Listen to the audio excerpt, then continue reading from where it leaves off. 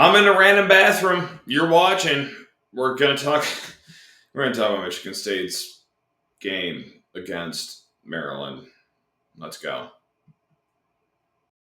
Are Locked On Spartans, your daily podcast on the Michigan State Spartans, part of the Locked On Podcast Network. Your team every day.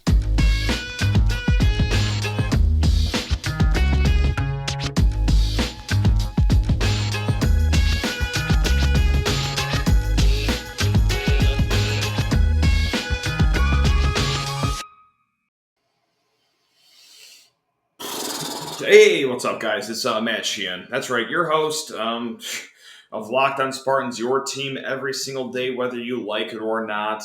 Hey, but you know what? Hey, hold on. Before we go any further, hey, LinkedIn Jobs helps you find the candidates you want to talk to faster. Post your job for free at linkedin.com/lockedoncollege. Terms and conditions, that's right, they apply.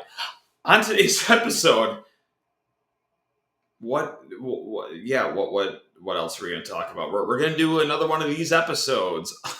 Oh no, Michigan State lost a game by double digits against another team with barely a pulse.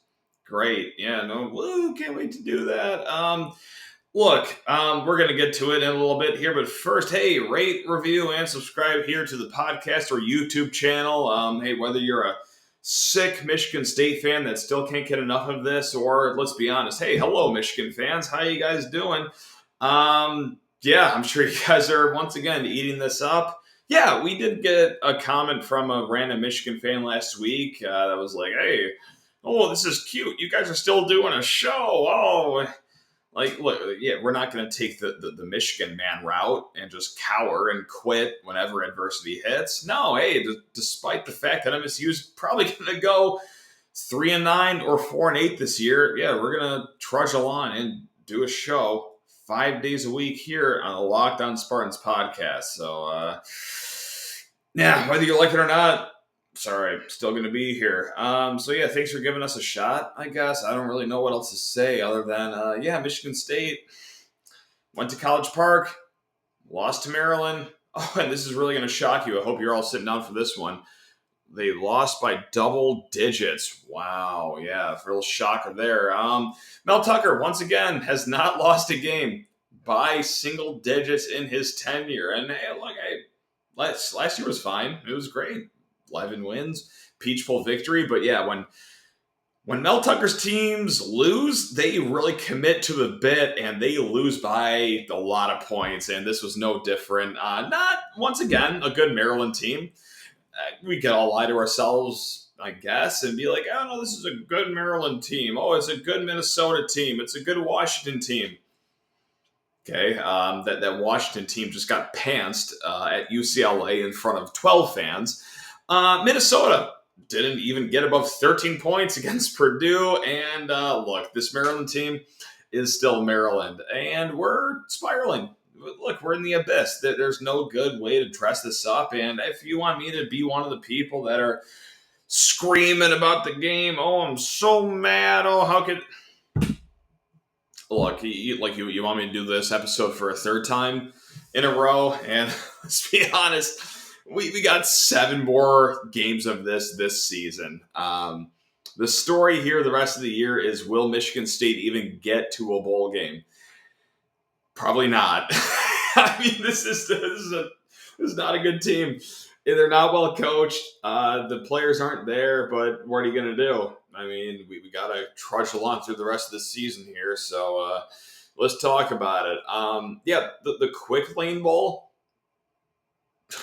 if they can get to that looks a lot like Pasadena at this point. And if you think I'm just being a little too negative and a little too detached from reality, I'm going to play the Uno reverse card on you. You're actually the delusional one, because these games aren't even close. Maryland had this game in hand from the start, and I know that we were only down a touchdown at halftime. Ooh, maybe the boys can get together to start the second. No, Maryland's defense is really bad, and they were horrible to start the game. And you still only got 13 points to kick the game off. And then when the second half starts around, adjustments? No, you couldn't make those. No, unfortunately not. The first 3 drives of the second half were 3 and outs. Great. That's awesome. That's what you want to do after you just scored 13 points against a bad Maryland defense where you left 7 points on the board. And you know what? We're going to mix it up here because I keep thinking, how are we going to switch this episode up? I don't want to do the same episode every single week.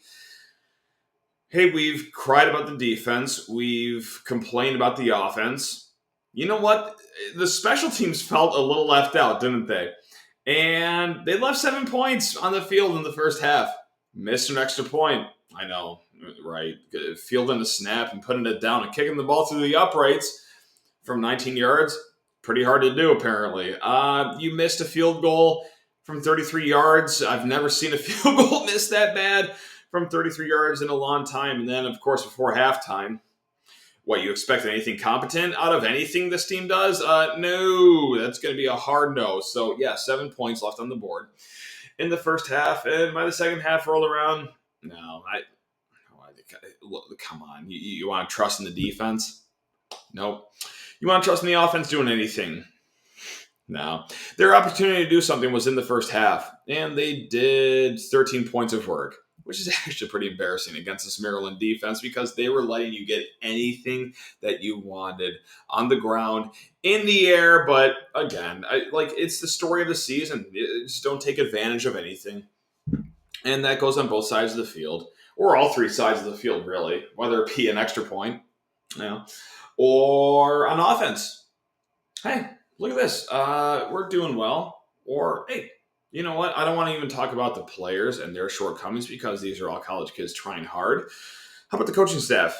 How about the coaching staff seeing a player in Elijah Collins give the running game something to smile about for the first time in a long time against a Power 5 team? Hey, Eli, you looked really good on those 2 drives during that first touchdown run of the game. How about just 3 more touches the rest of the night? What are we doing? What are we doing? Look, Mel Tucker said as much last week that the running backs, quite simply, I'll say it for him because he doesn't want to say it, aren't that good.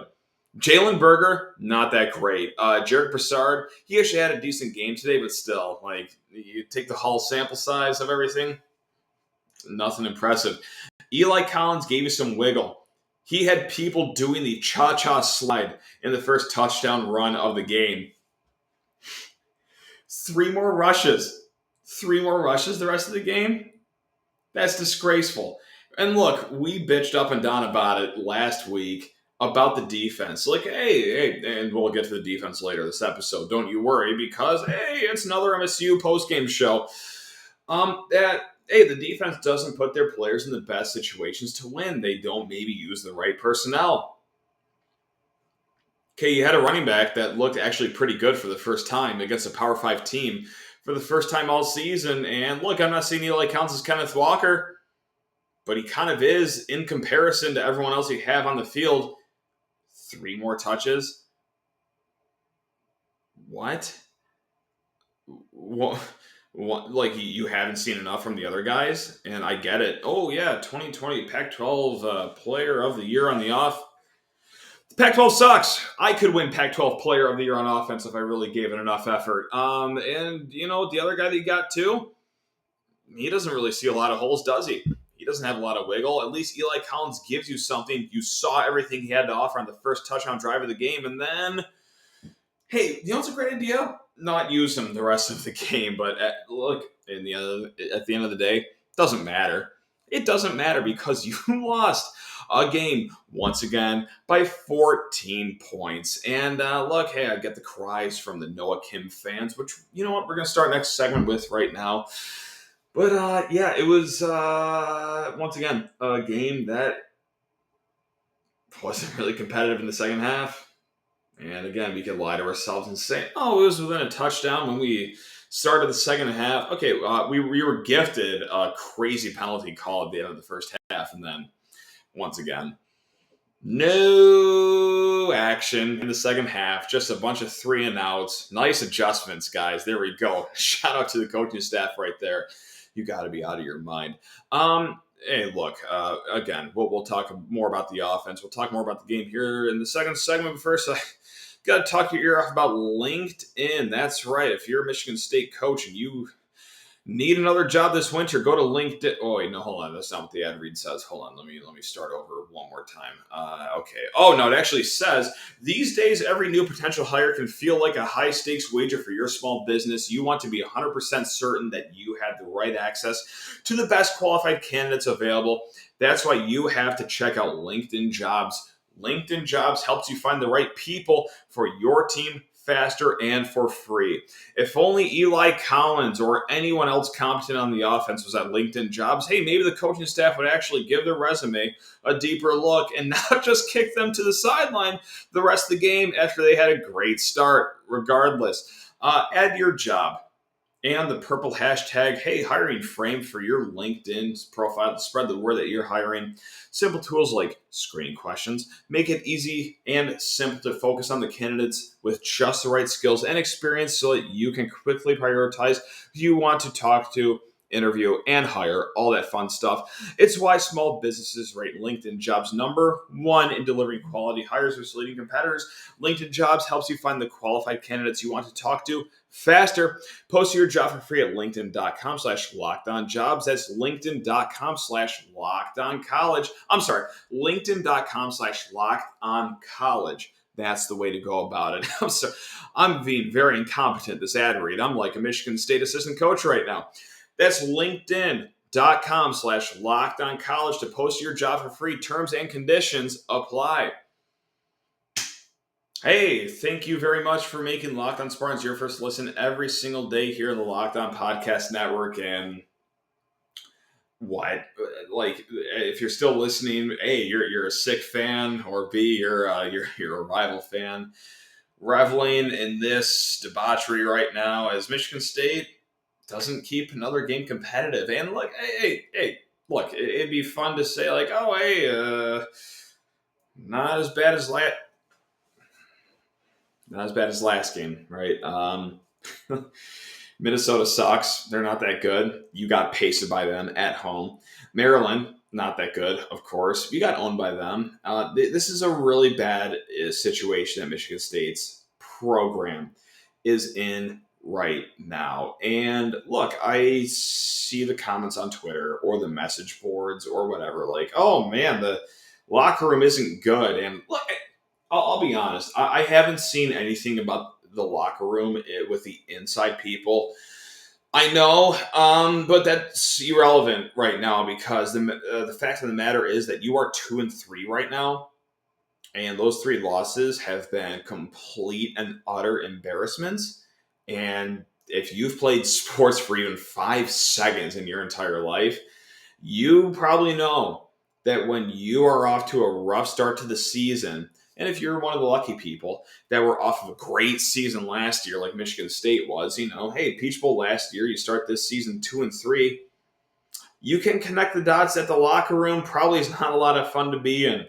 I'm sure there's a lot of questions about leadership right now.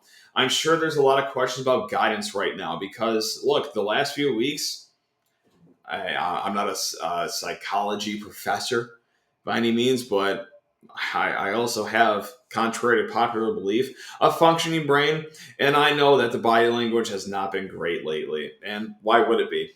Why would the body language be great? You've been getting pasted the last few games. And now the story of the season is, can you get to bowl eligibility, which is what we will focus on this segment. Unfortunately, that's an issue. Yeah, and that sounds crazy after you just came off of a Peach Bowl victory, 11 wins, all that fun stuff. But no, really, are you going to find a bowl game to play in? It's not looking good. And let me just tell you a story right now, because it's not going to get any better next week. This is how I feel about next week's game. And look, this is a sibling rivalry story. And this is me and my brother. He is a year and a half younger than me. and my dad's probably hearing this in the other room right now. I'm sure in the hotel with him right now, but this is probably his first time hearing the story. But hey, it's very relevant to this upcoming week. Yeah, when we were younger, if you have a sibling, you fought, you duked it out, physical fights, all that fun stuff. And look, it's not a tumultuous relationship. My brother's my best friend. Love my brother to death. But when we were younger in high school, yeah, we would duke it out. And I remember one time, we were starting to get testy. Started to cock my fist back, and he screamed, "No, no, no! Not the punches! Not the punches!" And look, don't feel sorry for him. First of all, he was bigger than me. Okay, he could have fended for himself. Second of all, the no, no, no, not the punches. It's just cowering in fear, just begging not to get hit. That's how I feel. That's how I feel about this weekend against Ohio State. It's like, don't beat us by 50. If you could just keep it to a 40-point win, that'd be great. Because this is a complete embarrassment this year. So any semblance of hope that we have to not get pantsed on national television like we were last year by Ohio State, fine. But yeah, like all I'm going to be screaming this Saturday is, no, no, no, not the punches, not the punches. But yeah, beyond that, like where are the immediate wins? You're 2-3 this year, and look, I could say this without gritting my teeth and being very upset because we've done this as Spartan fans. We did in 2016. Where bowl eligibility flew out the door, and like this season feels a lot like 2016. Where are the wins? You have 2 wins right now. You gonna get one against Ohio State? Nope, you're not. Hey, Wisconsin sucks. Okay, maybe you can win the Sock Bowl against them. After that, the bye week. We'll see if you win that one. The Michigan game. Nope, J.J. McCarthy will probably revive his Heisman campaign in that game. After that, the Illinois game. That's not a guarantee win. No, I wish it was. It's not. After that, what do you have? Indiana. Okay, yep, they're bad, but also like at the same time, so is MSU. So I don't even know if that's a guaranteed victory right there. Rutgers, maybe you're a guaranteed victory, maybe not. And then at the end of the season, Penn State. Like I don't see 4 guaranteed victories. I have a hard time seeing 3 guaranteed victories and 2 guaranteed victories. Maybe. And where does 4-8 get you other than 5th place, 6th place of the Pac-10 or the Pac? We might as well be in the Pac-12. The Big Ten East. No, it's not good. So yeah, that's the story of the season now. You know what? As we were in the car driving up to our location, I looked at my dad and I was like, I did not expect to be this depressed going into a game on October 1st. I at least hope that I could save this depression for the start of November. But yeah, it's already a hopeless season. And this was before today's game even started. And today's game, unfortunately, was what we all thought it would be. A Michigan State double-digit loss. And here we are. I don't really know what to say. It's a really bad situation, and there's no sugarcoating anymore.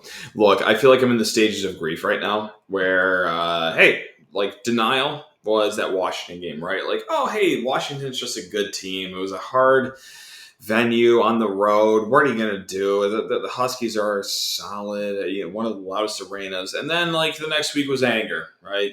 Hey, wow, we looked horrible against Minnesota at home. Oh, this is horrible. And like now I'm just at the bargaining stage where keep it within 30 against Ohio State, and then we'll feel really good about that. But that's really pathetic. Coming off of a Peach Bowl season, 11 wins when you just gave a guy $100 million to coach your program. And look, I should have just edited this out. No one's going to care about it. I still believe in Mel Tucker long term. And that's such a stupid thing to say right now within 24 hours of getting butchered by Maryland, but whatever. No one wants to hear it, so I'm not going to elaborate on that. I will elaborate on how great betonline.ag is because, look, they're quite simply the greatest sports betting website out there. If you want to be a financially sound woman or gentleman, go to betonline.net and bet against Michigan State every single possible chance that you get because there's no way this team is going to be a financially solvent team going forward. BetOnline.net is your number one source for football betting this season. Find all of the latest player developments, team matchups, news, podcasts, and in-depth articles and analysis on every game you find. And as always, BetOnline remains your continued source for all your sports wagering and information with live betting and up-to-the-minute scores for every sport out there. The fastest and easiest way to check out on all your favorite games and events, including MLB, MMA, boxing, and golf, is at BetOnline. So head to betonline.net, use your mobile device, learn more at BetOnline where the game starts. Before we start more Michigan State football talk, I'm sure we're all begging for a reprieve from this. Hey, tomorrow's show will be all MSU hockey. All MSU hockey with Jeremy Dewar of Mun Musings. It was a great chat because, hey, Michigan State starts their season this upcoming Friday, and it quite literally cannot go worse than this football season is going so far. So for this third segment, I don't know what we're going to do. And I actually kind of somewhat mean that literally. I tweeted out, what should I even talk about on the next show? And you guys came through. So I'm literally just going to scroll down this timeline, read your comments, and just comment on them. Because if the coaching staff doesn't care about the games, if the players don't care about the games, why should I care about the third segment of the post-game show? All right, so one time, here we go. Matt, let's say that hypothetically you could save MSU's football season and beat Ohio State next week, but you need to drink a Crunchies bucket by yourself, then walk to Spartan Stadium all in less than 2 hours. Could you do it for your team? The things I would do for Michigan State win against Ohio State next weekend, I can't even say out loud right now. I would do short of pretty much anything right now. A Crunchies bucket is the least of my concern. I will down 8 of those bad boys in any time limit that you give me. Hell, just for even MSU to lose within 20 points right now, it's not good. All right, Travis Mulhauser comments. Talk about the state of the program, what it means to be a Spartan. We're into the existential stuff now. This is the abyss. What can it teach us, Matt? I mean, look, if you haven't learned by now, it's that college sports can't make you happy. And this is a lesson I learned in 2016 when MSU was falling like a meteor to a 3-9 season. And we're in the midst of that right now, is that if you're a young person and you put a lot of stake in Michigan State sports or college sports in general, let's say it's even, God forbid, the Lions, if you root for a team on Sunday, like, you have to make your own happiness in life. And like, hey, do I root for Michigan State every single weekend? Did I put a lot of emotion into today? Of course I did. But at the end of the day, it's not what's going to make me happy long term. So hopefully this is a season where you can learn that, hey, yeah, we all love our Spartans. I'm still going to love our Spartans, but like, you got to love something else in life. So yeah, I know that's a really heavy conversation to have right now, really deep conversation to have. But when it comes to what can you teach us about this season, it's just that a random college sport can't be the only semblance of happiness in your life. So go out and do whatever makes you happy.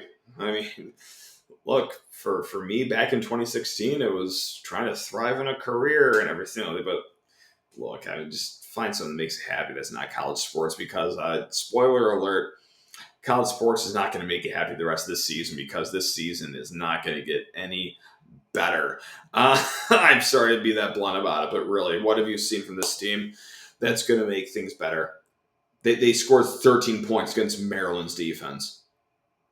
Okay, me, this microphone, my dad that's sleeping in the other room next to me, and the first 8 people that listen to this podcast, we could score more than 13 points against Maryland.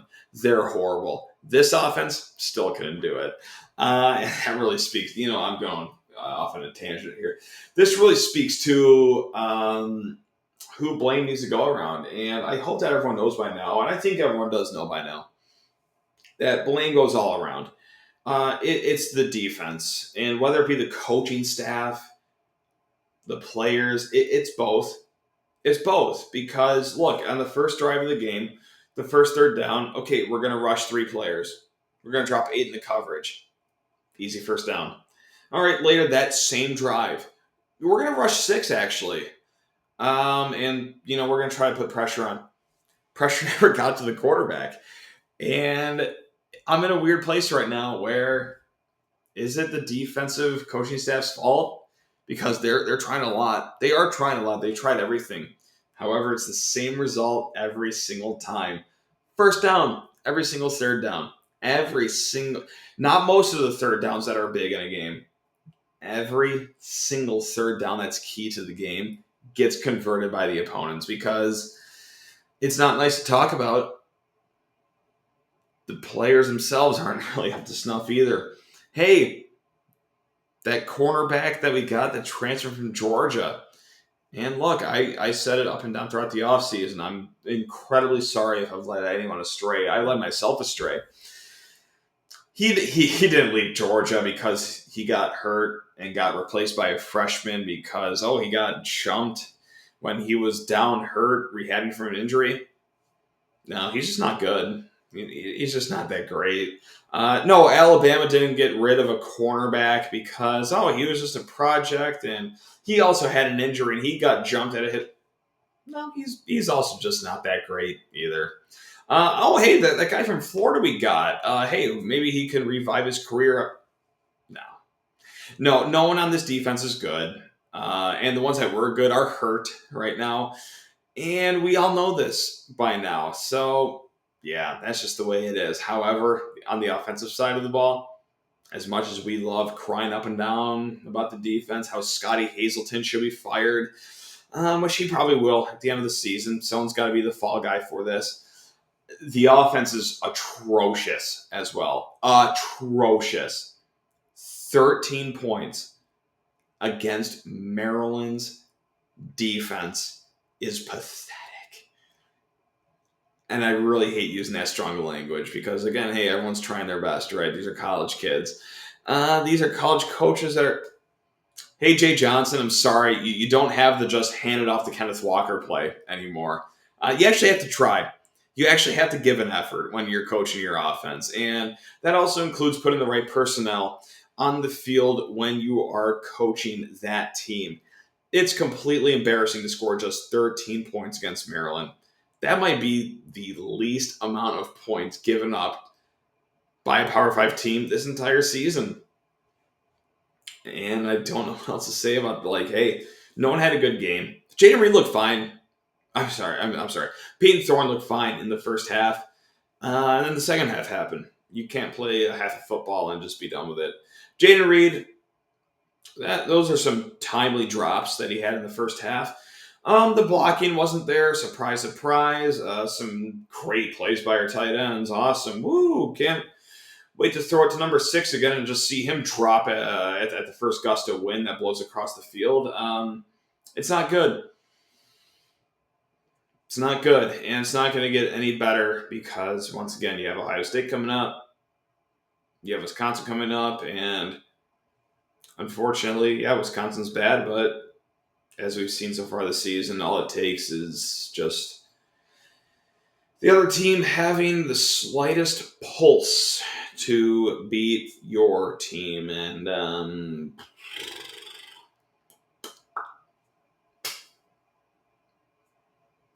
what are you going to do? No, really. No, please tell me what you're going to do because we're all looking for answers here. We weren't expecting another Peach Bowl bid. At least the rational people weren't. I had it in the back of my head, but I very quickly learned that was not rational. But wow, this far of a step back, even with the injuries, even with Kenneth Walker not being on it, this this is pathetic. This is really bad. And it's on everyone. I'll say this again. I'll say this in the next 7 episodes when they lose their next 7 games too, probably. It's really on everyone. Everyone wants to do you got to fire this guy. Oh, it's on this play. It's on everyone. It is on everyone.